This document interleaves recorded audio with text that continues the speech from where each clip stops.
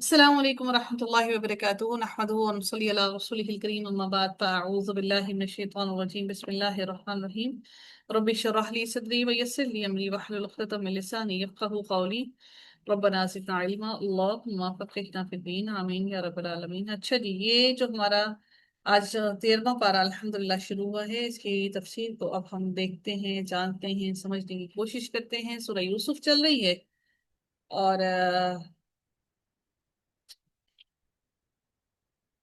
وما أبرئ نفسي إن النفس لأمارة بالسوء إلا ما رحم ربي. وما أبرئ نفسی، اور میں اپنے نفس کو بری نہیں کرتی. یعنی کہ یہ کون کہہ رہا ہے؟ عزیز مصر کی بیوی نے اعتراف کیا کہ میں اپنے نفس کو بری و ذمہ قرار نہیں دیتی. میں نے برائی کا ارادہ کیا، میں نے سیدنا یوسف علیہ السلام کو پھسلانے کی کوشش کی، میں نے ان کے ساتھ برائی کی شدید خواہش رکھی، میں نے ہی سازشیں کی اور انہیں قید خانے میں بھجوایا. ہاں، وہ میں تھی جس نے یوسف علیہ السلام کی پاک زندگی کو داغدار کرنے کی کوشش کی، جس نے ان کی جس نے وہ جو عزیز مصر کی بیوی تھی، اس نے کہا کہ میں نے ان کی زندگی کے قیمتی سال قید خانے کی نظر کر دیے. میں اپنے آپ کو بری نہیں کہتی کہ میں اس کام سے بری الذمہ ہوں. اس کلام کو عزیز کی بیوی کا کلام ہونا ہی زیادہ قوی اور ظاہر ہوتا ہے، اس لیے کہ اس سے پہلے کی جتنی بھی آیات تھیں وہ اسی کی باتیں چلی آ رہی تھیں. ان النفس لامارۃ بالسوء، بلا شبہ نفس تو یقیناً برائی کا حکم دینے والا ہے. یعنی انسانی نفس ہمیشہ انسان کو برائی کی طرف لے کر جاتا ہے. نفس امارہ سے مراد یہاں پر جو امارتن ہے، یہ نفس امارہ ہے. یہ نفس امارہ وہ ہے جو وہ نفس ہے جو شہوات کی طرف انسان کو مائل کرتا ہے. امارہ، نفس امارہ یعنی انسان کو بہت کثرت سے برائی یعنی بے حیائی اور دیگر تمام گناہوں کا حکم دیتا ہے. نفس شیطان کی سواری ہے اور شیطان نفس کے راستے سے انسان کے اندر داخل ہو جاتا ہے. رسول اللہ صلی اللہ علیہ وسلم نے صحابہ کرام سے ایک سوال فرمایا، ایسے رفیق کے بارے میں تمہارا کیا خیال ہے جس کا حال یہ ہو کہ اگر تم اس کا اعزاز و اکرام کرو، کھانا کھلاؤ، کپڑے پہناؤ تو وہ تمہیں بلا اور مصیبتوں میں ڈال دے، اور اگر تم اس کی توہین کرو، بھوکا ننگا رکھو تو تمہارے ساتھ بھلائی کا معاملہ کرے. صحابہ کرام نے عرض کیا، یا رسول اللہ، اس سے زیادہ برا تو دنیا میں کوئی ساتھی ہو ہی نہیں سکتا. آپ صلی اللہ علیہ وسلم نے فرمایا، قسم ہے اس ذات کی جس کے قبضے میں میری جان ہے کہ تمہارا نفس جو تمہارے پہلو میں ہے وہ ایسا ہی ساتھی ہے. کیسے ہم کہتے ہیں کہ ہمیں اپنی اولاد پر، ہمیں اپنی ذات پر یقین ہے؟ نہیں ہو سکتا. اللہ تعالیٰ نے ہر انسان کے ساتھ نفس امارہ لگا رکھا ہے جو انسان کو گندگی، برائی، بے حیائی کی طرف اکساتا ہے. نفس بنیادی طور پر انسان کے اندر دو قوتوں کو لیے ہوئے ہوتا ہے، ایک غضب یعنی غصہ اور دوسری شہوت یعنی انسان کو خواہشات دنیا، بے حیائی اور ان تمام چیزوں کو لے کر اس کے ساتھ بیٹھا ہوا ہوتا ہے. یہ دو چیزیں نفس کے اندر ہوتی ہیں. اگر عموماً دیکھیں تو نفس منفی انداز میں استعمال ہوتا ہے، جیسے نفس امارہ. اگر عام طور پر نفس کے لفظ کو استعمال کریں کہ میرا نفس مجھے یہ کہتا ہے، تو یہ نفس مثبت انداز میں استعمال نہیں ہوتا. حالانکہ اس کا مثبت استعمال بھی ہے، جیسے نفس مطمئنہ، اطمینان والی جان کے لیے جو لفظ استعمال ہوتا ہے وہ بھی نفسی کا ہے. لیکن دو قوتیں جو کام کرتی ہیں وہ غضب، غصہ اور شہوت کی، وہ نفس کی علامتیں ہیں. ان چیزوں کا استعمال نفس کو یا تو امارہ بنائے گا، یا لوامہ بنائے گا، یا مطمئنہ بنائے گا. وہ دو قوتیں کون سی ہیں؟ جو قوت غضب، غصہ اور شہوت کی ہیں. نفس بنیادی طور پر ان دو خصوصیات کی وجہ سے اپنے کمال کو پہنچ جاتا ہے اور اس کو زوال بھی آتا ہے. مثال کے طور پر جب ایک انسان کے دل میں پر شیطان کا قبضہ ہو جاتا ہے اور وہ ایسے غصے میں آتا ہے جس کو وہ کنٹرول نہیں کر سکتا، اس غصے پر کنٹرول نہ ہونے کی وجہ سے اس سے برائیاں سرزد ہوتی ہیں. اس کا مطلب یہ ہے کہ انسان نے اپنے نفس کو ابلیس کے ہاتھ میں دے دیا، اس کو سونپ دیا. اب برائی کا حکم ہے جو اس کی جانب سے آ رہا ہے، کیونکہ انسان یا تو اپنے معاملات اللہ تعالیٰ کے حوالے کر سکتا ہے یا پھر شیطان کے. جب انسان کے اندر غضب کی آگ بھڑکتی ہے تو اس کی وجہ سے وہ شیطان کے ہاتھ میں کھلونا بن جاتا ہے جس سے شیطان کھیلتا ہے. اور ایسے ہی خواہشات کی محبت کا معاملہ ہے. انسان کی خواہشات سے شیطان کھیلتا ہے اور خواہشات کی وجہ سے اسے رب کے راستے سے دور کر کے لے جاتا ہے. نفس کی تین اقسام ہیں۔ پہلی نفس امارہ، نفس لوامہ اور نفس مطمئنہ۔ ایک نفس امارہ، دوسرا نفس لوامہ، ایک نفس مطمئنہ۔ نفس امارہ سرکش نفس ہے جو اپنے غضب کو، وہ شہوت کو کنٹرول نہیں کرتا، اور لوامہ وہ ہے جو غضب اور شہوت کی قوتوں کو کبھی صحیح استعمال کر لیتا ہے، کبھی غلط، اور جب غلط استعمال ہوتا ہے تو پھر اس پر پچھتاتا ہے، اس پر ملامت کرتا ہے، اس لیے اس کو لوامہ کہا گیا ہے۔ اور نفس مطمئنہ وہ ہے جو انسان کو اطمینان دیتا ہے، جو انسان جب بھلائی کا کام کرتا ہے تو پھر وہ انسان کے دل کو سکون اور اطمینان دے دیتا ہے، وہ نفس نفس مطمئنہ ہے۔ تو یہ تین اقسام ہیں نفس کی: نفس لوامہ، نفس امارہ اور نفس مطمئنہ۔ غلطی کرنے والا نفس جو نیکی کرنا چاہتا ہے لیکن غلطی کر بیٹھتا ہے اور پھر پچھتاتا ہے، حسرت، ندامت اور افسوس اس نفس کی خاص بات ہے۔ یہ ملامت کرنے والا نفس یعنی کہ نفس لوامہ ہے۔ اور نفس امارہ وہ ہے جو سرکشی دینے کرنے کا حکم دیتا ہے، سرکشی کرنے کا حکم دیتا ہے، انسانیت سے بالکل وہ الٹ ہے، اور انسان کو انسانیت سے نکال کر سرکش بنا دیتا ہے۔ تو آج کل انسان، جتنے بھی دنیا کے انسان ہیں، زیادہ تر اس نفس امارہ کے کنٹرول میں آ رہے ہیں۔ انسان اپنے آپ کو نفس مطمئنہ کی طرف اس کا سفر کم، اور نفس امارہ کی طرف سفر اس کا زیادہ چل رہا ہے۔ ہم نے دیکھا کہ ان تینوں اقسام، ان کے کیا کیا وہ ہیں۔ سورہ قیامہ کے اندر ہم پڑھتے ہیں لا اقسم بیوم القیامہ ولا اقسم بالنفس اللوامہ، میں قسم کھاتا ہوں قیامت کے دن کی، اور میں قسم کھاتا ہوں بہت ملامت کرنے والے نفس کی۔ اللہ تعالیٰ نے اس نفس لوامہ کے لیے قرآن کی سورہ قیامہ کے اندر بیان کر دیا، اور اسی طرح سے اللہ تعالیٰ نے سورہ فجر کے اندر بیان کیا یا ایتها النفس المطمئنہ ارجعی الى ربک راضیۃ مرضیہ فادخلی فی عبادی وادخلی جنتی۔ اے اطمینان والی جان، اپنے رب کی طرف لوٹ آؤ، راضی ہونے والی، پسند کی ہوئی ہو، چنانچہ میرے بندوں میں شامل ہو جاؤ اور میری جنت میں داخل ہو جاؤ۔ یہ وہ نفس مطمئنہ ہے جو انسان کو اللہ تعالیٰ کی طرف بار بار لے کر جاتا ہے۔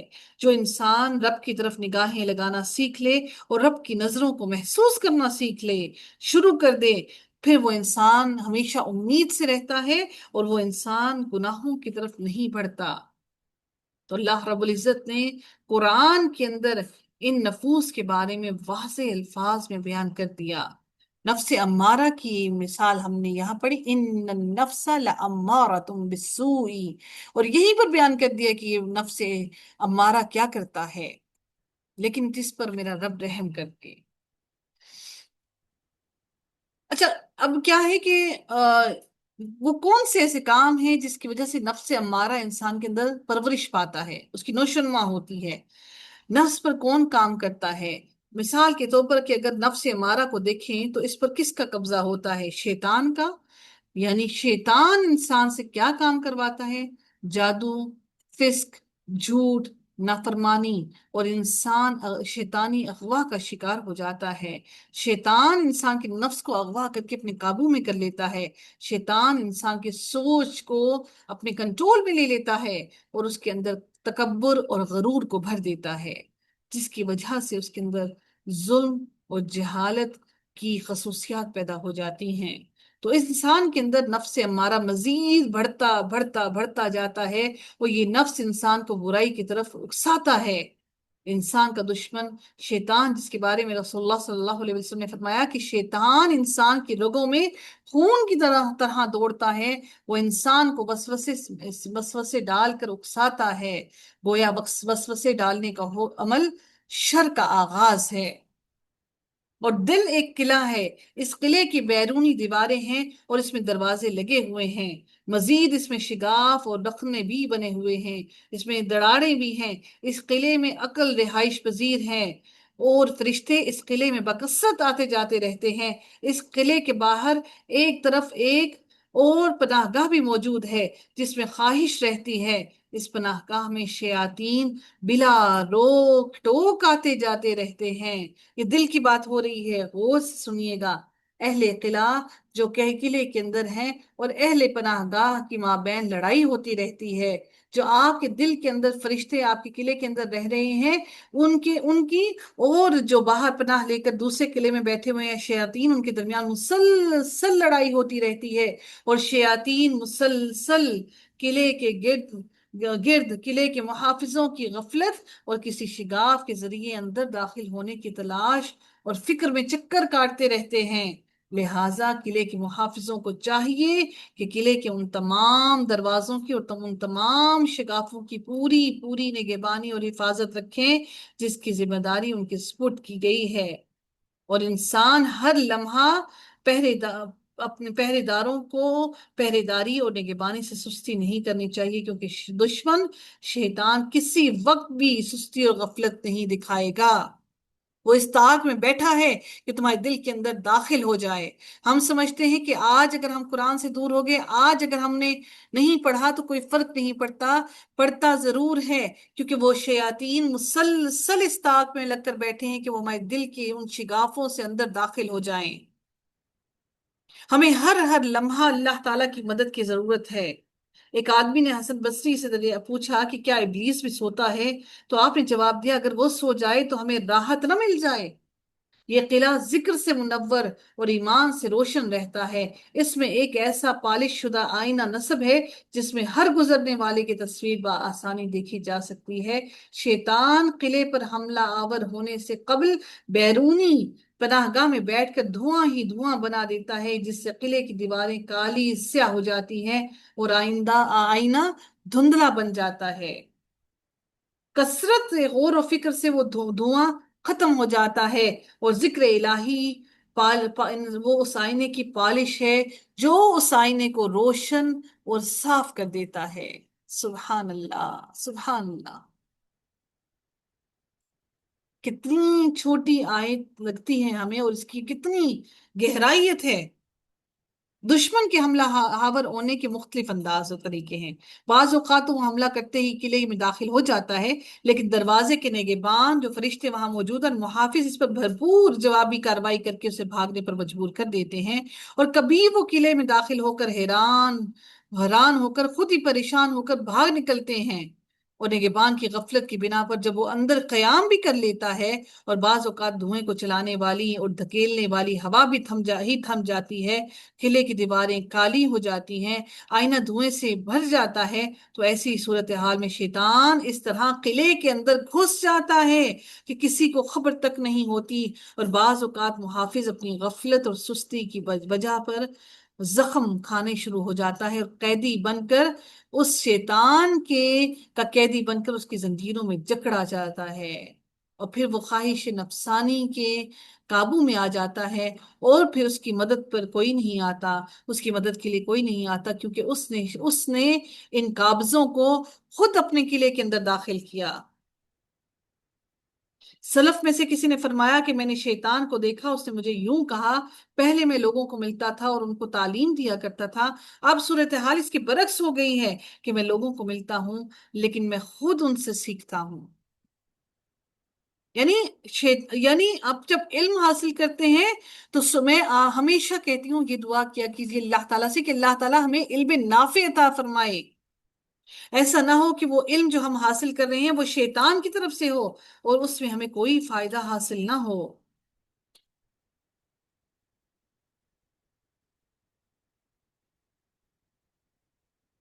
بعض دفعہ شیطان کسی ہوشیار باخبر سمجھدار آدمی پر حملہ آور ہوتا ہے اور اس کی پاس خواہشات کی ایک دلہن سی بنی ہوتی ہے جسے اس نے بناؤ سنگھار اور میک اپ کیا ہوتا ہے۔ وہ سمجھدار اور ذہین اور فتین آدمی اس کو دیکھنے میں مشغول ہو جاتا ہے، تو اسی وقت ہی شیطان اسے اپنا قیدی بنا لیتا ہے۔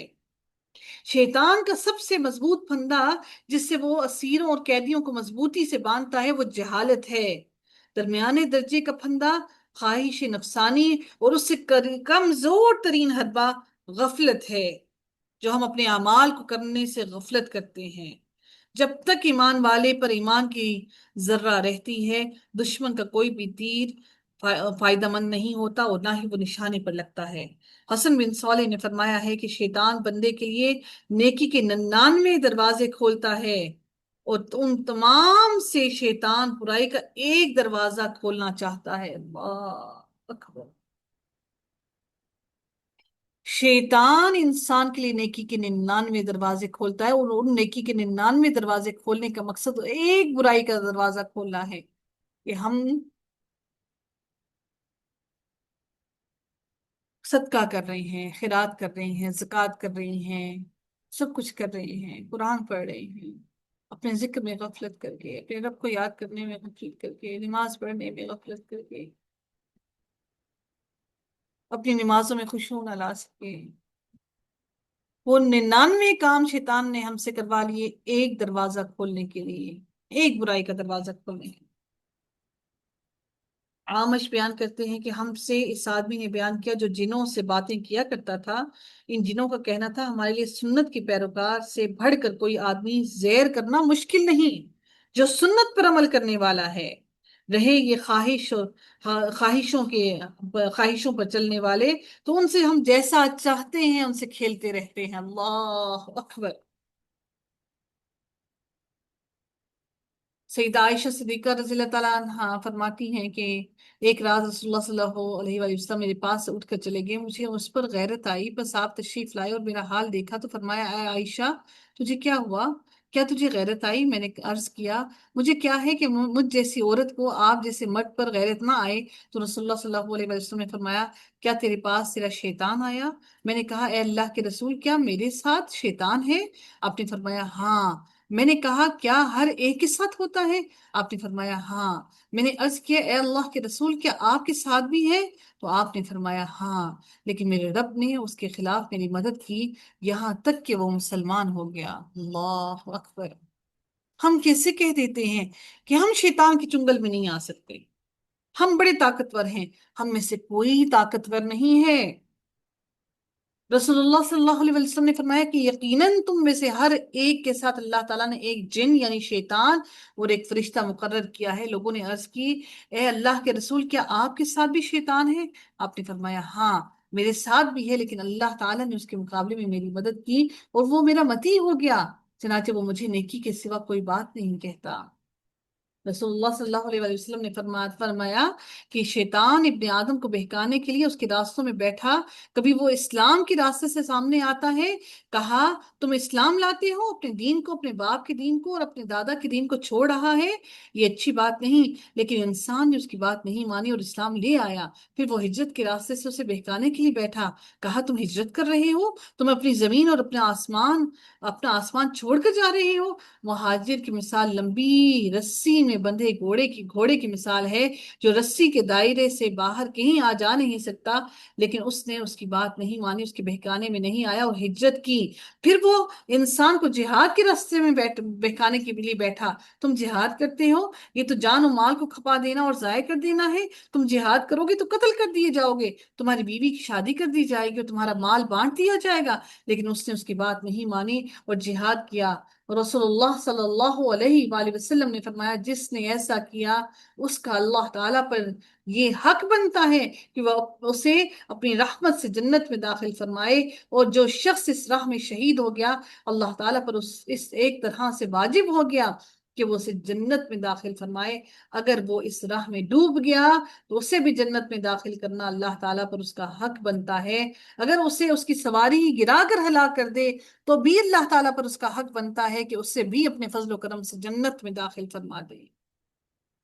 سیدنا ابو ہریرہ کہتے ہیں کہ صحابہ میں سے کچھ رسول اللہ کے پاس آئے اور پوچھا کہ ہمارے دلوں میں وہ خیال گزرتے ہیں جن کا بیان کرنا ہم میں سے ہر ایک کو بڑا گناہ میں معلوم ہوتا ہے، ہم بیان بھی نہیں کر پاتے، یعنی اس خیال کو کہہ نہیں سکتے، کیونکہ معاذ اللہ وہ خیال کفر یا فسق کا خیال ہوتا ہے جس کا منہ سے نکالنا بھی مشکل ہے۔ آپ نے فرمایا کیا تم کو ایسے وسوسے ہوتے ہیں؟ لوگوں نے کہا جی ہاں۔ آپ نے کہا کہ یہ تو عین ایمان ہے، یعنی کہ آنکھوں سے دیکھ کر ایمان لانا۔ ایسے انسان کو بہت شدید اور بہت سخت قسم کا مجاہدہ کرنے کی ضرورت ہے۔ جو شخص کوئی نفس امارہ اور نفس لوامہ تک سفر کرنا چاہے تو اسے کیا کرنا چاہیے کہ اسے اپنے نفس کے اوپر کنٹرول کرنے کے لیے بہت زیادہ محنت کرنے کی ضرورت ہے۔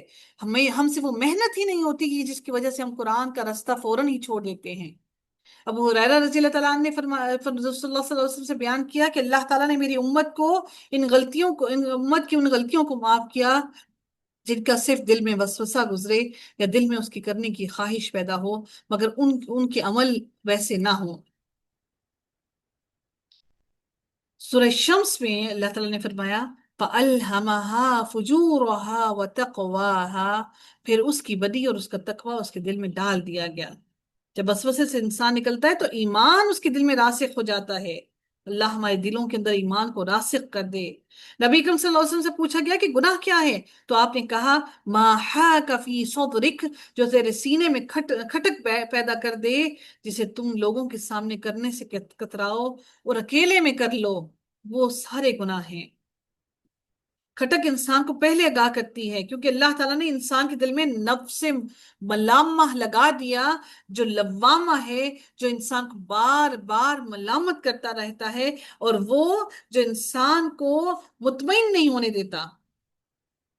وقد خواب من دساها، وہ یقیناً نامراد ہوا وہ جس نے اسے مٹی میں دبا دیا۔ یعنی کس کے بارے میں یہ فرمایا کہ انسان اجتماعی ماحول کے اندر ایسا کام کرنے سے گریز کرتا ہے، یعنی ماحول اس کے لیے مددگار ثابت ہوتا ہے، دوسرے انسان اندر سے اٹھنے والے سوال کا جواب دے سکتا ہے، اس پر کان دھر سکتا ہے۔ انسان کو اندر سے کوئی چیز کھٹک آ رہی ہوتی ہے کہ یہ غلط کام ہے، لیکن وقد خواب من دساها، اور یقیناً نامراد ہوا جس نے اپنے اندر سے آنے والی آواز کو مٹی میں دبا دیا۔ جس کے اندر سے اٹھنے والی نیکی اس کو پکارے اور وہ کھٹک کو دبا دے۔ جو انسان وہ اندر سے اٹھنے والی نیکی کی پکار کو نہ سمجھ سکے اور اپنی برائی کو نہ دبا سکے، وہ انسان نامراد ہے۔ انسان کو اللہ نے یہ اختیار دیا اور دل بار بار کھینچتا ہے۔ قد افلح من زکاها، یقیناً کامیاب ہو گیا وہ جس نے اس کو پاک کر دیا، جس نے اپنے آپ کو پاک کیا، وہ کامیاب ہو گیا۔ کھٹک پیدا ہوئی اور انسان اس کھٹک کی وجہ سے اپنے آپ کو برائی سے پاک کر لیا تو وہ انسان کامیاب ہو گیا۔ اللہ تعالیٰ نے پھر نفس کے بارے میں کے اکسانے کے بارے میں سورہ الاعراف میں بھی فرمایا وَإِمَّا يَنزَغَنَّكَ مِنَ الشَّيْطَانِ نَزْغٌ فَاسْتَعِذْ بِاللَّهِ، اور اگر شیطان کی طرف سے آپ کو کوئی اکساہٹ ابھار دے تو آپ اللہ تعالیٰ کی پناہ مانگ لیا کریں۔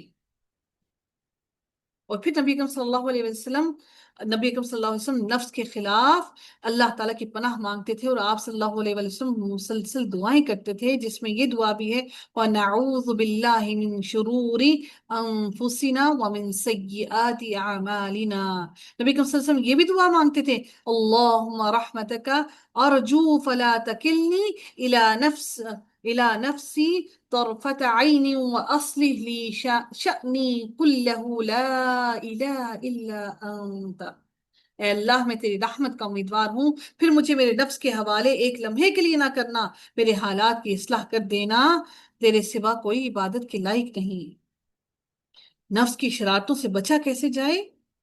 الا ما رحم ربی، مگر جس پر میرا رب رحم فرمائے۔ نفس کی شرارتوں سے وہی بچتا ہے جس پر اللہ کی رحمت ہو۔ آج آپ کو نفس کے بارے میں اتنا ڈیٹیل سے پڑھ کر یہ ضرور سمجھ آیا ہوگا کہ نفس کے لیے دعا کرنا کتنا لازم ہے۔ ہم سب دعائیں کر جاتے ہیں لیکن اپنے نفس کے لیے دعا نہیں کرتے۔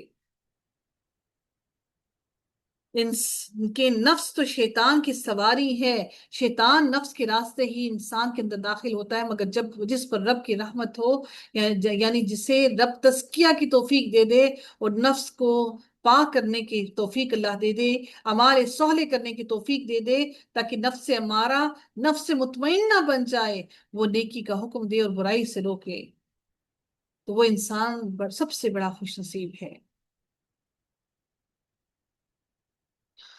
سیدنا ابو ہریرہ بیان کرتے ہیں کہ سیدنا ابو بکر صدیق نے رسول اللہ صلی اللہ علیہ وآلہ وسلم سے عرض کیا، مجھے کوئی کلمات سکھائیے جسے میں صبح اور شام پڑھا کروں، تو آپ صلی اللہ علیہ وآلہ وسلم نے نبی اکرم صلی اللہ علیہ وسلم نے حضرت ابوبکر صدیق کو یہ کلمات سکھائے۔ وہ کیا تھے؟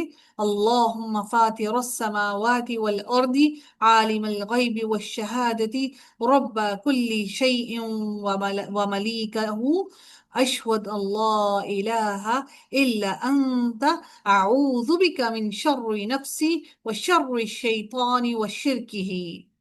اے اللہ، ہر غیب اور حاضر کو جاننے والے، آسمانوں اور زمین کے پیدا کرنے والے، ہر چیز کے پروردگار اور مالک، میں گواہی دیتا ہوں کہ تیرے علاوہ کوئی عبادت کی لائق نہیں۔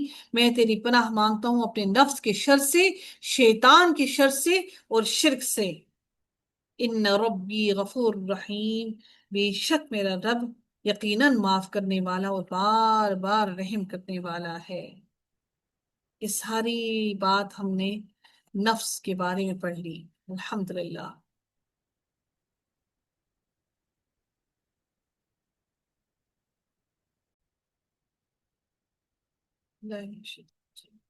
وقال الملك ائتوني به استخلصه لنفسي۔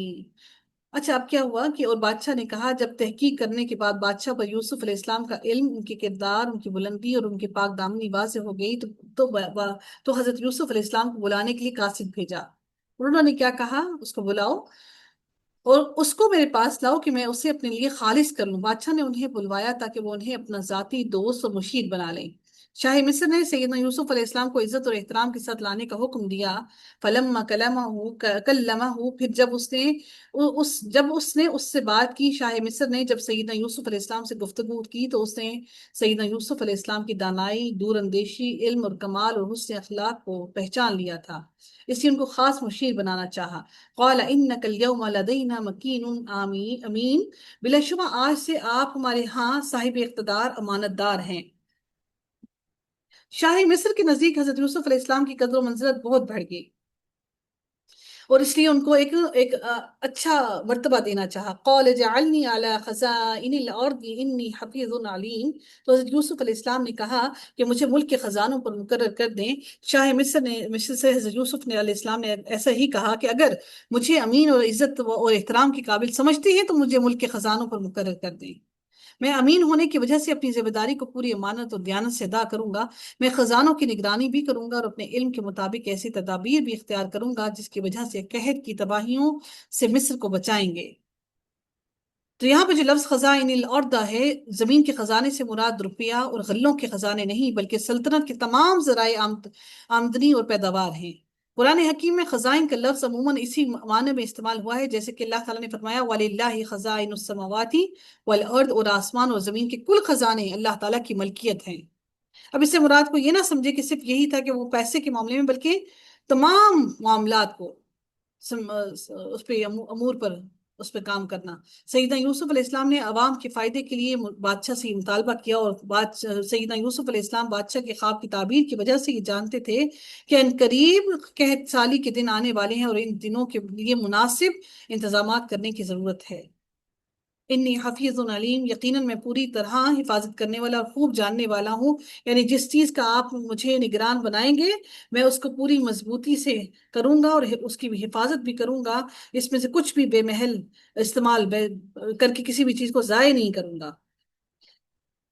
سیدنا یوسف علیہ السلام نے ان تمام اوصاف کو جمع کر دیا جو ایک وزیر خزانہ میں ہونے چاہیے تھے، کیونکہ پہلی ضرورت تو امین خزانہ کے لیے اس کی کہ وہ سرکاری اموال کو ضائع نہ ہونے دے، اور دوسری ضرورت اس کی یہ ہے کہ وہ جہاں جس قدر خرچ کرنا ضروری ہو اس میں کوئی کوتاہی نہ کرے۔ سیدنا یوسف علیہ السلام نے عہدے کی طلب اس لیے کی تاکہ وہ ملک میں احکام الہیہ کو اجرا کریں، اس کو پھیلائیں، حق کو قائم کریں، عدل کا بول بالا کریں، اور ان مقاصد کی تکمیل کریں جن کے لیے انبیاء کرام مبعوث کیے جاتے ہیں۔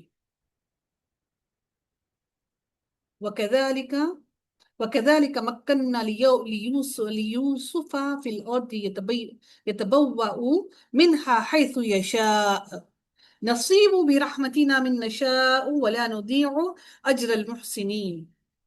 اللہ رب العزت فرماتے ہیں اس آیت کے اندر کہ اور اس طرح ہم نے اس سرزمین میں یوسف کو اقتدار دیا۔ اللہ تعالیٰ نے یوسف علیہ السلام کے لیے اقتدار کا راستہ ہموار کیا، اور یوسف علیہ السلام کو اس الزام سے بھی بری کر دیا، بادشاہ کے دل میں ان کی قدر و منزلت بڑھا دی۔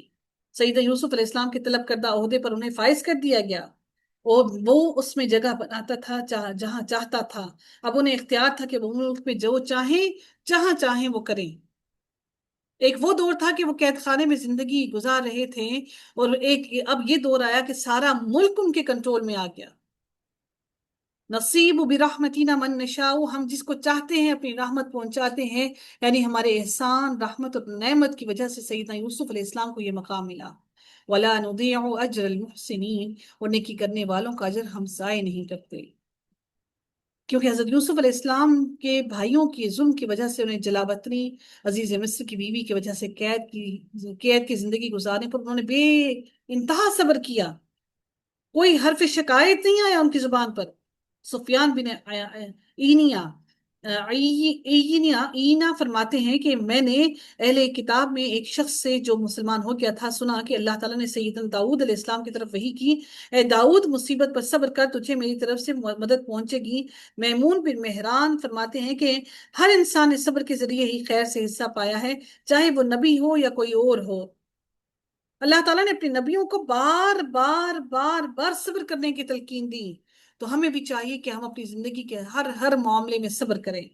وَلَا أَجْرُ الْآخِرَةِ خَيْرٌ لِلَّذِينَ آمَنُوا وَكَانُوا يَتَّقُونَ، اور یقیناً آخرت کا اجر ان لوگوں کے لیے بہت ہی بہتر ہے جو ایمان لائے اور اللہ تعالیٰ سے ڈرتے رہے۔ وآخر دعوانا الحمد للہ رب العالمین، صلی اللہ تعالی علی خیرہ خلقہ اجمعین برحمتک یا ارحم الراحمین، سبحانک اللہم وبحمدک، نشہد ان لا الہ الا انت، نستغفرک ونتوب الیک۔ السلام علیکم ورحمۃ اللہ وبرکاتہ۔